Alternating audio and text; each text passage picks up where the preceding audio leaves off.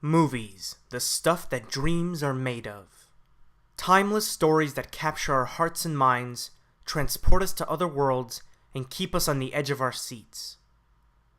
Such stories are born from Hollywood, a fantastical place characterized by a rich history and a quicksilver imagination. The legacy of cinema is an enduring repute, one that spurred Disney to honor Hollywood through an ambitious attraction that celebrated the best of what movies have to offer. So grab some popcorn and dim the lights as we take a grand and theatrical step inside the Great Movie Ride, a spectacular journey into the movies.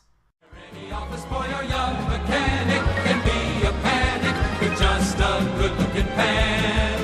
And any barmaid can be a star maid if she dances with or without a fan. Hooray for Hollywood!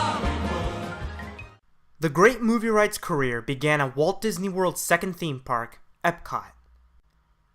After Epcot Center opened in 1982, Disney's Imagineers began to stir up ideas for a new pavilion at the park. Led by Marty Sklar and Randy Bright, the Imagineers came up with two new pavilions. One centered on human health, which later became the Wonders of Life Pavilion, and the second was Great Moments at the Movies, an attraction themed to motion pictures that would operate in the same kinetic style as Spaceship Earth.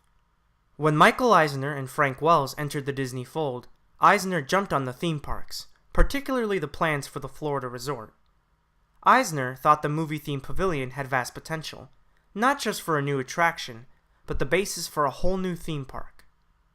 With that thought, Walt Disney World was on its way of getting a third gate, and the Imagineering unit began designs on an entirely new theme park based on Hollywood and show business, with the Great Movie Ride as its centerpiece. Eisner, fully aware that his reputation as the company's new CEO would rest heavily on the success of this third theme park, started pulling a few strings around Tinseltown. Knowing that the park had to be an appropriate homage to the golden age of Hollywood, especially for the Great Movie Ride attraction, Disney set its eyes on one of Hollywood's premier studios, Metro-Goldwyn-Mayer. During the 1930s and 40s, MGM gained a reputation as one of Hollywood's most illustrious studios, known for such classics as Gone with the Wind, Singing in the Rain, and The Wizard of Oz, the exact type of films Disney wanted to represent in the park's signature attraction. Frank Wells persuaded MGM's chairman, Frank Rothman, to meet with the heads of Walt Disney Imagineering in Glendale, California, where Rothman would be presented the theme park idea. Disney wanted to use MGM's immeasurable library of films, plus the studio's name and Leo the Lion logo for marketing and branding purposes. Because MGM was experiencing financial difficulties at the time, Rothman immediately hammered out a multifaceted negotiation with Disney. The licensing deal stipulated that Disney would obtain exclusive rights to nearly 250 films from the MGM library, in addition to the use of the MGM name, which led the park to become officially known as the Disney MGM Studios. Furthermore, Disney negotiated individual licensing contracts with MGM for each film incorporated into the Great Movie Ride. These contracts included films that MGM had acquired throughout its history, such as The Public Enemy and Casablanca. Raiders of the Lost Ark, produced by Lucasfilm, was included as part of an earlier licensing deal that Disney had made with George Lucas that encompassed Indiana Jones and Star Wars. As for Alien, Disney was able to license the film from 20th Century Fox with the original intent of designing an attraction at the Magic Kingdom based on the film, an idea that eventually morphed into the extraterrestrial alien encounter, which ultimately had no direct relation to the film. With those legalities resolved, the Imagineers could now begin on bringing the films to life, handpicking certain scenes from each film to use in the attraction. The ride was designed to focus on a variety of genres, featuring the following films: Footlight Parade, Singing in the Rain, Mary Poppins, The Public Enemy, A Fistful of Dollars, The Searchers, Alien, Raiders of the Lost Ark, Tarzan the Ape Man, Casablanca, Fantasia, and The Wizard of Oz. The team had to watch and study every represented film to be able to accurately portray the setting detail for detail. Disney also had to receive permission to use the likenesses of any actor for the audio animatronic figures.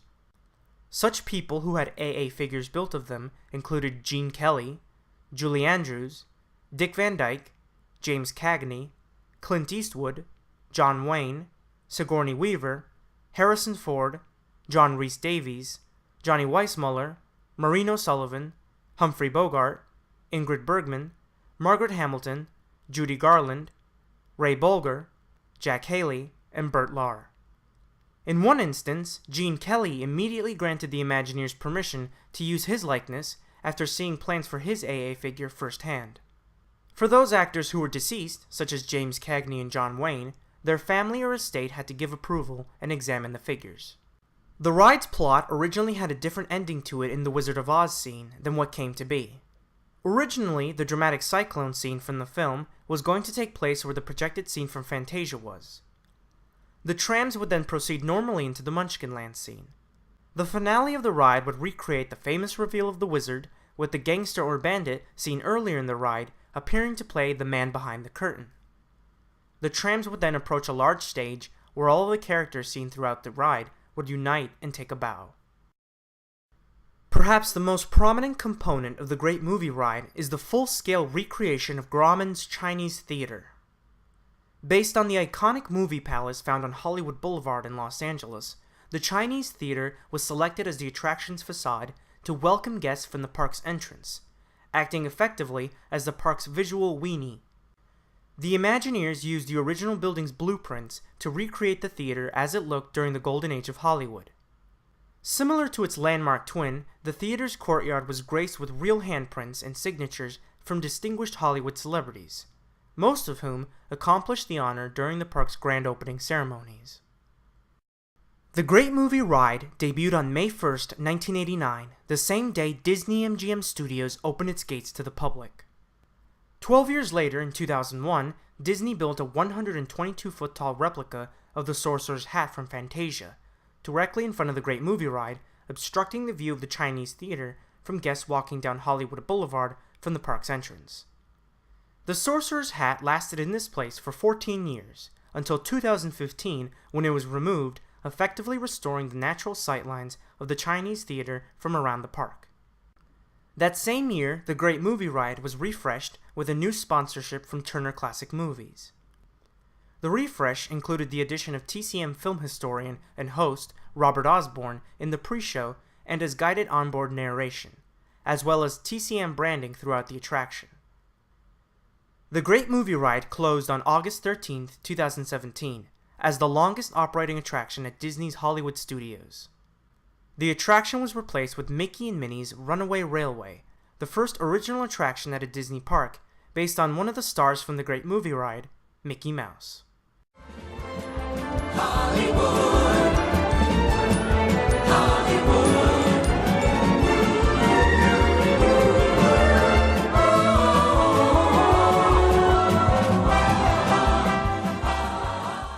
Guests begin their cinematic exploration of the Great Movie Ride in the lobby of the Chinese Theater, where a wide assortment of real movie props and costumes are on display.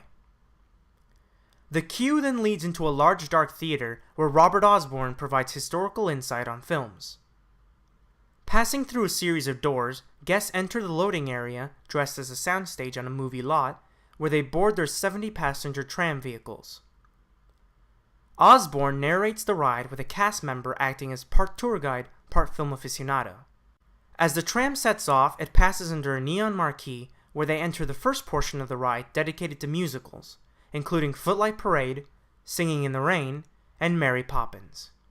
The trams then enter a bleak version of 1930s Chicago themed to gangster films, where James Cagney reenacts a scene from The Public Enemy. Depending on the operating tram, the plot at this point will divert into two shows. The first vehicle continues on to the next scene, whereas the second tram will be stopped at a red light. In the second vehicle, a live gangster appears and engages the guide in a tense conversation. Suddenly, a group of rival mobsters, who were hiding in a car on the other side of the street, begin to fire at the gangster, who hijacks the tram and departs the scene with the passengers taken as hostages. The tram enters a western setting featuring Clint Eastwood and John Wayne, with Osborne continuing to narrate on board. The first vehicle, still controlled by its guide, is stopped by a bandit who gets into a gunfight with the town sheriff, setting one of the buildings ablaze. The bandit hijacks the vehicle and makes his or her escape, whereas the second vehicle, now controlled by the gangster, ignores the shootout and passes on through to the next scene. The vehicles then enter the spaceship Nostromo from Alien, where the trams pass by a terrified Ripley wielding a flamethrower. As the trams go deeper into the vapor-laden corridor, the alarm system goes off, signaling that the ship will momentarily self-destruct. The unsettling atmosphere convinces the gangster or bandit to begin fleeing the scene. Suddenly, the alien appears from the shadows, attacking the passengers from above and the side. Leaving the ship, the trams make their way into the snake-infested Egyptian temple from Raiders of the Lost Ark, where they observe Indiana Jones and Salah uncovering the Ark of the Covenant. The trams proceed into a second room unrelated to the movie, where an ancient cursed jewel rests on an altar, being closely guarded by a cloaked figure.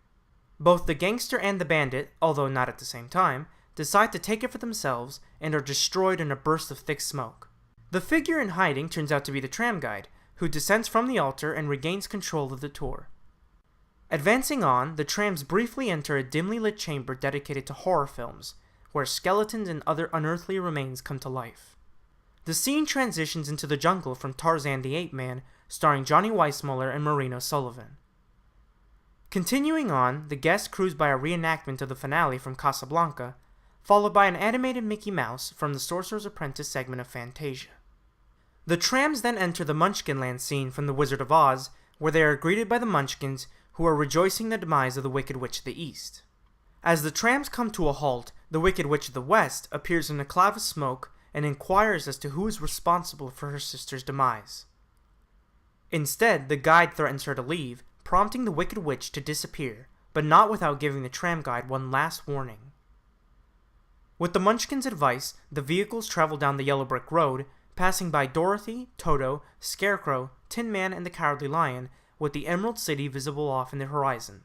Finally, the tram vehicles enter a dark room dominated by a large screen where the guests watch a 3-minute montage featuring over 100 classic films.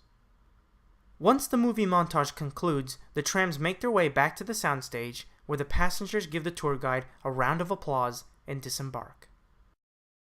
Every great movie eventually has an ending, and the Great Movie Ride was no exception.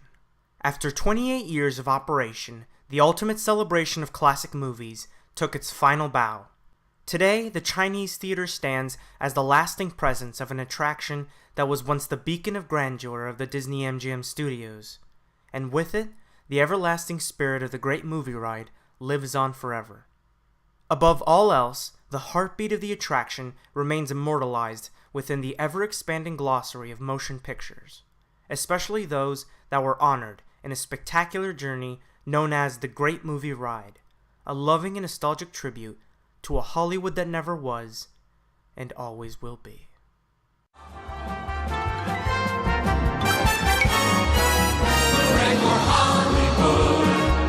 Where you're terrific if you're even good. Where anyone at all from Shirley Temple to Amy Semple is equal.